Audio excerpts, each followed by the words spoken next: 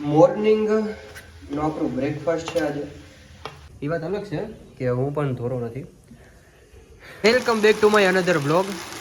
તો અત્યારે ગજબ રીતના વરસાદ ચાલુ થઈ ગયો છે કેશોદની અંદર, જે તમે લોકો નિહાળી રહ્યા છો. ગણપતિ દાદાને જોકે આપણે તાલપત્રી પહેલાંથી જ રાખેલી હતી.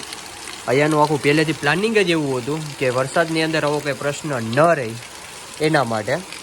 પણ કાલે વાત થઈ હતી રાજકોટ આપણે પાવનભાઈ સાથે, કે પાવન સાહેબ અત્યારે રાજકોટ છે, તો એની વાત થઈ હતી પ્રમાણે એ કીધું હતું કે રાજકોટની અંદર બહુ જ વધારે વરસાદ છે. તો અહીંયા પણ 15 મિનિટથી ચાલુ થઈ ગયો છે. કાલ રાતના પણ જોકે હતો જ વરસાદ, અત્યારે પણ ચાલુ થઈ ગયો છે વરસાદ. હું તમને દેખાડું મારું ગાર્ડન. જોઈ શકો છો આપણું છે ગાર્ડન. હવે સમજી લો કે આજુબાજુ છે ને આવું લીલું લીલું વાતાવરણ રાખવું જોઈએ, ફિલિંગ અલગ આવે.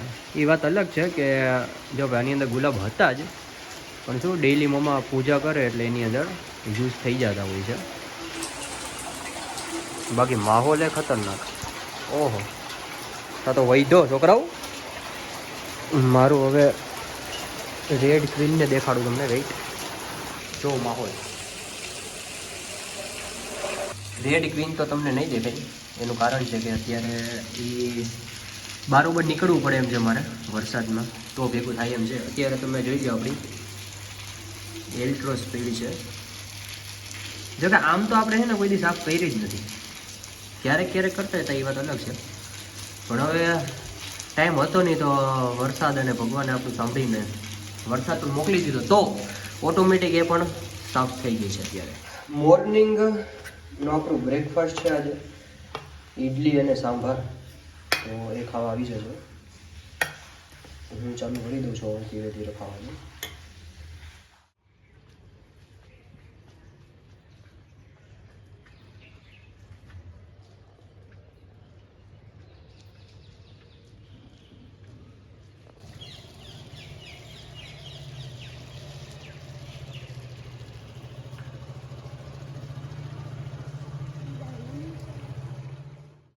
ચાલો તો બ્રેકફાસ્ટ કરી અને આપણે નીકળી ગયા છીએ અત્યારે ગામમાં. નાનું મોટું એવું કામ છે, તો એ કામ બતાવવાનું છે. જોકે નાના મોટા કામની અંદર તો એવું છે કે ટૂથપેસ્ટ એક જ જગ્યાએ દેવા જવાની છે. કારણ કે એમનો મને સમથિંગ 2 દિવસથી કોલ આવતો હતો, પણ હું થોડોક મારા કામમાં હતો અને કેશોદની અંદર નહોતો, એના લીધે થઈ અને મારે એ કેન્સલ કરવું પડ્યું હતું. તો આજે મને થોડોક ટાઈમ મળ્યો, તો ટાઈમને અને આપણી વ્યવસ્થાને અને આપણે જે માહોલ બનેલો છે કેશોદની અંદર અત્યારે વરસાદનો, તો એ વરસાદના માહોલને કાયમ રાખતા રાખતા આપણે અત્યારે પહોંચી જશું હમણાં થોડી જ વારની અંદર એ જે ટૂથપેસ્ટ દેવાની છે એમને દેવા માટે. અને એના સિવાયનું જે કામકાજ હતું નાનું મોટું, એ કામકાજ પણ કરવાનું રહેશે. કારણ કે મારે 2 થી 3 કામ બાકી હતા. આ 2 દિવસ માટે શું ગામડે ગયો હતો, એના લીધે આ બધું પ્રશ્ન થયો હતો. તો હવે એના માટે થઈને આપણે પહેલાં જે પેન્ડિંગ કામ છે જેટલા, એ બધા જ પેન્ડિંગ કામને આપણે અત્યારે પૂરા કરી લેવું.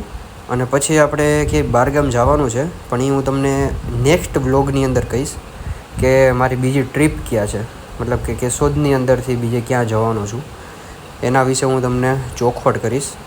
જોકે તેનો માહોલ જોવો તમે ખાલી, બહુ મસ્ત માહોલ છે અત્યારે વાતાવરણ. ટૂથપેસ્ટને પાર્સલ કરી નાખી છે. જે પાર્સલ કરવા મારે જવાનું હતું, જે લોકોને દેવાનું હતું, જે જેનો ઓર્ડર હતા, જે કામ હતું નાનું મોટું, એ બધું પતી ગયું છે. હવે આપણે કાંઈ પણ કામ છે નહીં, વિચાર્યું પણ છે નહીં કે હવે શું કરવાનું છે બપોર પછી. જોકે બપોર સુધીનું કામ બધા પતી ગયા છે. અહીંયા એક કાળા વધારે આવ્યા આપણે, એના કરતાં છે ને આવી રીતના. ઓ માય ગોડ, હું એકલો જ દોરો પડશે એવું લાગતું.